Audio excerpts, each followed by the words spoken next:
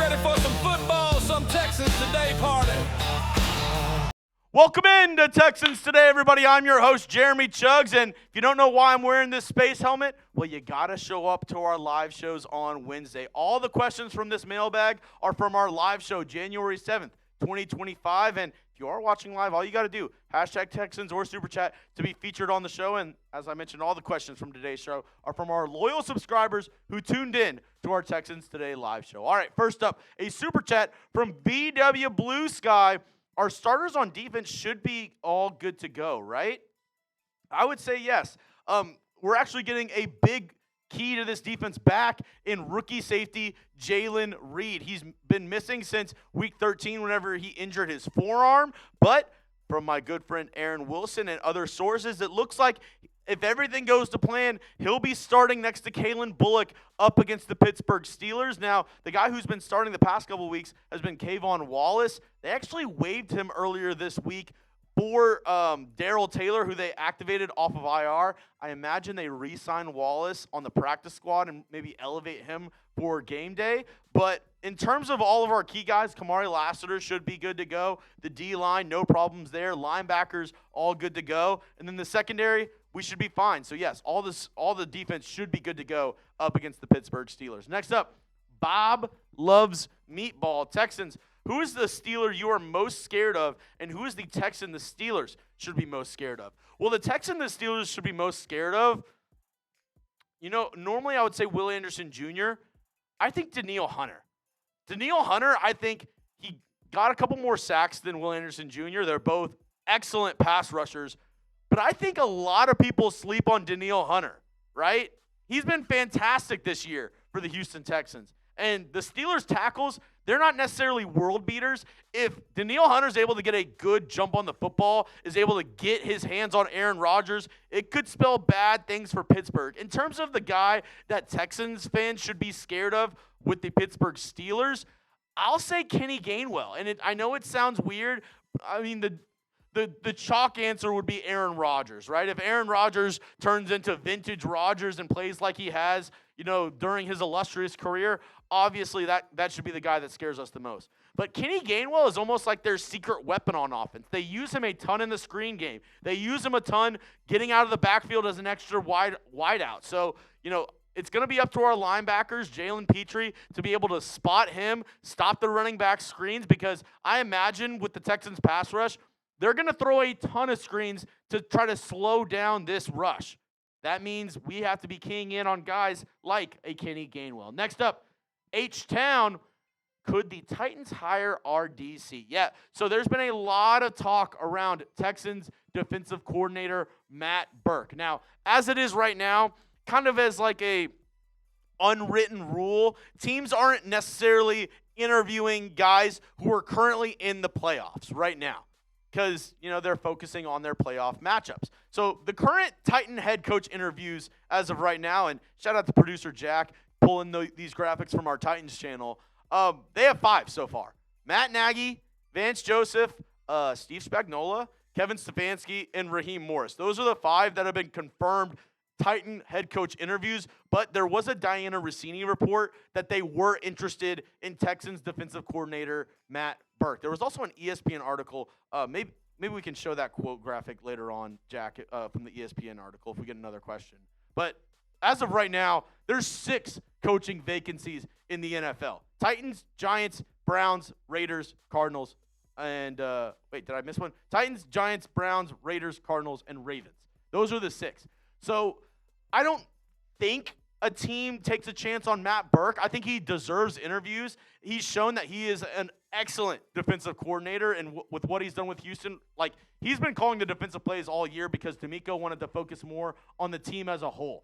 And taking that, burden off of D'Amico has been huge for this Texans team, because the defense hasn't necessarily skipped a beat with Matt Burke, who, he's been fantastic as the defensive coordinator for this Texans squad. I love this question, Jack. Jack is just killing it on the fly. What is the best head coaching job available in the NFL? I showed you the 6. It's Giants, Browns, Falcons, Raiders, Ravens, Titans. Which is the best head coaching job in the NFL? If you had to say, this is number one, let me know down below. I'll give you my answer here after this YouTube ad break. This might surprise you. I have two. Number one, it's the Ravens, and I think it's obvious. You have Lamar Jackson, a two-time MVP, right? Any head coach who's looking for a job would be like, oh, I get a two-time MVP at quarterback? Yeah, sign me up. So I think the Ravens are one. Sneakily, and I know it's been tumultuous there. I know they've been, kind of down in the dumps. But the Raiders have the number one pick in the draft. And if you like Fernando Mendoza, if you like Dante Moore as a prospect, you have a lot of options there. And even if you don't like those guys, you can essentially trade back and get a ton of draft capital. Now, I know there's a lot more that goes into it with the Raiders. I mean, their past four coaches have been, in essence, one and a half and done, right? They've all lasted 1.5 years and then gotten fired. But, like I said, the number one pick, that could change some things in a couple coaching candidates' minds. Next up, Oscar, #Texans. Who would you like to play in the divisional round? Broncos, Patriots, Bills, Jags. Oscar, I love your question, and I don't want to get too ahead of myself because I'm going to pretend like I'm D'Amico Ryans for a second. Hold on one second. Guys, we got to take it 1 week at a time. We're focusing on the Pittsburgh Steelers for Monday night. We're all steam ahead going up against the Pittsburgh Steelers, and I don't want to get too ahead of ourselves because we got to take care of business before we even think about these two teams. All right, now I'm going to be Jeremy. All right, I think I would rather face the New England Patriots. I think the Texans match up well against the Patriots. The Broncos have a great defense. The Bills have Josh Allen, and then the Jags, they have a pretty good defense as well, and the Texans have played them really close. I think the Texans' strengths match up well against the Patriots, right? The Patriots' offense, I think, is a little bit better than the Patriots' defense. And with the Texans' offense not being as good as the Texans' defense, I think they actually match up the best out of these four teams with the Patriots. Not saying that the Texans would just mollywop or, beat the Patriots. I just think stylistically, they probably match up best up against New England. Hopefully that answers your question, Oscar. Thank you for that question. Another one from Oscar. I saw from ESPN that our QB coach could leave this year. See, Jack, I told you. If you could pull those quote graphics. We actually, here they are. ESPN, on the Texans coaches this offseason, they were talking about Jerrod Johnson and they were talking about Matt Burke. This is what Jeremy Fowler and ESPN had to say. Early intel is that defensive coordinator Matt Burke is expected to receive at least one head coaching interview for the work he has done with Houston's top-ranked defense. New York is a potential spot. Burke and Giants general manager Joe Shane have shared history from Miami in 2016. This is the part where you're referencing. Quarterbacks coach Jerrod Johnson could get a coordinator spike due to his work with Houston quarterbacks. Davis Mills was sharp during a 3-game stint while C.J. Stroud was out. Johnson's offseason presentations at coaching summits are considered highly impressive by his peers. So, if you have a good team, if you're playing well, if you go on a playoff run, more than likely other teams are going to take notice and try to poach your coaches away. And I think the one thing is, I actually think Jerrod Johnson is much more likely to leave than Matt Burke, and let me tell you why. When you look at the top head coaches in this coaching carousel, in this coaching cycle, they're mostly defensive guys. And what does that mean? They're looking for an offensive mind to come help them run the offense and be the offensive coordinator.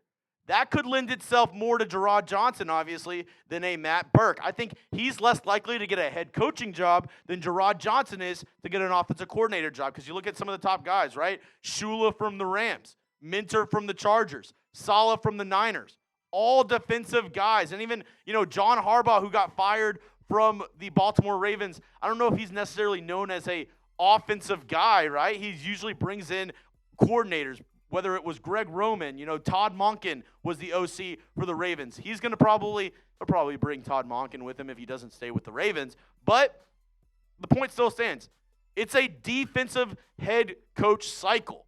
That means much more likely that Jerrod Johnson becomes an OC than Matt Burke becomes a head coach? Good question there. We have more questions coming up in just a moment, but I couldn't do today's show if it wasn't for our amazing sponsor, Prize Picks. Whether you're starting a new routine or making player picks for the first time, trying something new can be hard. But in life and on Prize Picks, it always feels good to be right with high-pressure playoff matchups every weekend and elite hoops action almost every night. The action never stops, and Prize Picks, they let you take control. It's super simple to play. Just pick more or less on at least 2 player stats. If you get your picks right, you could cash in. And Prize Picks is now available in all 50 states. This is the lineup that I'm rolling with. Aaron Rodgers, I'm going more on the interceptions. CJ Stroud, more on the passing touchdowns. Jaylen Warren, I'm going less on the rush yards. And then our guy Will Anderson, I'm going more on the sacks. You can use my lineup or go ahead and make your own. Just do it with our friends over at Prize Picks. Download the Prize Picks app today.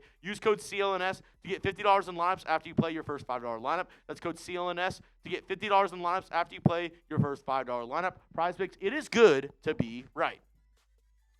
Milan Cavazos, Texans, do we think we need more safety help? For sure this offseason.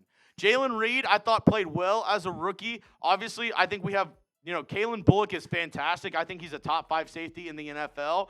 But you need at least more depth. Like, even if Jaylen Reed is your guy moving forward, you don't have a lot of depth behind Bullock, behind Reed. So whether that's getting a guy in the draft or maybe finding somebody in free agency, I think safety should be in the top 5 needs for this Texans team going into the offseason. Great question, Milan. Texans tally, next up.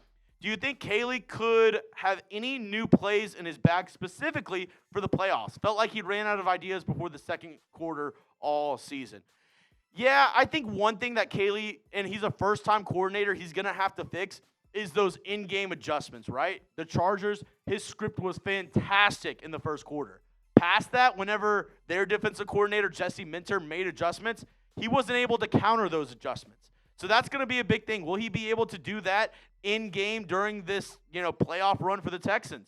And for sure, I bet you he has been, scribbling some stuff out, scheming some stuff up for the past 2 weeks. That's probably why, the Chargers game, it was a little different. I think the Texans pulled out a lot of stops because that was a win and you clinch a playoff spot.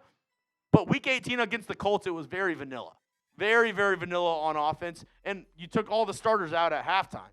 So I think there's definitely something in the works there with Nick Caley. Good question, Texans tally. Next up, Houston Texans fans 7, #Texans. I still feel worried about the weather for the Texans and Steelers game.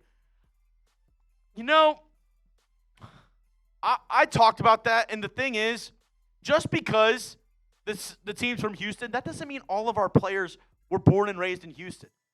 CJ Stroud played at Ohio State.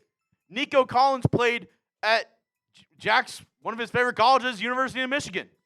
So those guys, they played a ton of games in the cold. And I was actually looking, I'm on my phone right now. I'm looking at the weather app. Hold on. Because if you look, let me look, Pittsburgh, PA. For Monday, it's a high of 38. No precipitation as of right now. So you're telling me in the 30s, no rain? I don't think it's going to be nearly as much of a factor as everybody makes it out to be. And oh my gosh, Jack, this is a really fun question. This is a really fun question. I'm glad you wrote this one up. If it was this temp for a month, what would you choose? 106 degrees or 20 degrees? Let me know down in the chat. Would you go 106 or would you go 20? Let me know. If it was this temperature for an entire month, what would you choose? Let me know down below in the comment section. I mean, I'm born and raised in Houston. Give me 106. Give me 106. I'm fine with that. I'll hop in the pool. I'll turn on all the fans. I'll, just wear basketball shorts around the crib. I think I'm okay with that. If it was 20 for an entire month, oh, dude, I don't know if my joints could take it. Jack, my knees start getting a little tight. I like hot more than cold. I'm from the South. Sue me. I'm going 106. Let me know down in the chat. Are you going 106 or are you going 20? Me personally, I'll go 106. I know. And Kathy said 106 plus humidity. No way. I mean, Wasn't that this past summer, kind of? Like, I feel like it was 104, 106 every single day. But let me know your thoughts down below in the comment section. Aussie Gaming, let's get British Brooks a couple early carries on Monday night. He looked fantastic up against the Colts. And even though the Texans were playing their backups in the second half, the Colts were not. And British Brooks was awesome in that second half. And maybe one of the big reasons why the Texans ended up winning that Week 18 game up against Indianapolis. So, yeah, I wouldn't mind British Brooks getting a couple carries here and there. Definitely want to give the lion's share of the carries to Woody Marks. He's been the guy that I think has been the most consistent throughout the entire year for this Texans team. But I think British Brooks has deserved a couple looks, and he's also a great special teams guy. So, yeah, I really hope he's on the active roster going into this game up against the Pittsburgh Steelers. Great question, Aussie Gaming. Next up is Ben Billy, #Texans. What Texans got to do to beat the Steelers? Well, lucky for you, Ben Billy, I have multiple videos of that here on the channel. So that's why you got to hit that subscribe button, because I put out a preview video already on the channel. I put out another video of why Steelers fans think that they're going to win this game. Now, plain and simple, I think the Texans, they have to protect C.J. Stroud, and I think the defense has to continue on cooking. But, like I said, hit that sub button, turn on those notifications, especially if you made it to the end of today's video, and go check out my other videos on the channel. I made a ton this week outlining the keys to victory for the Houston Texans and everything you need to know about this wild card matchup.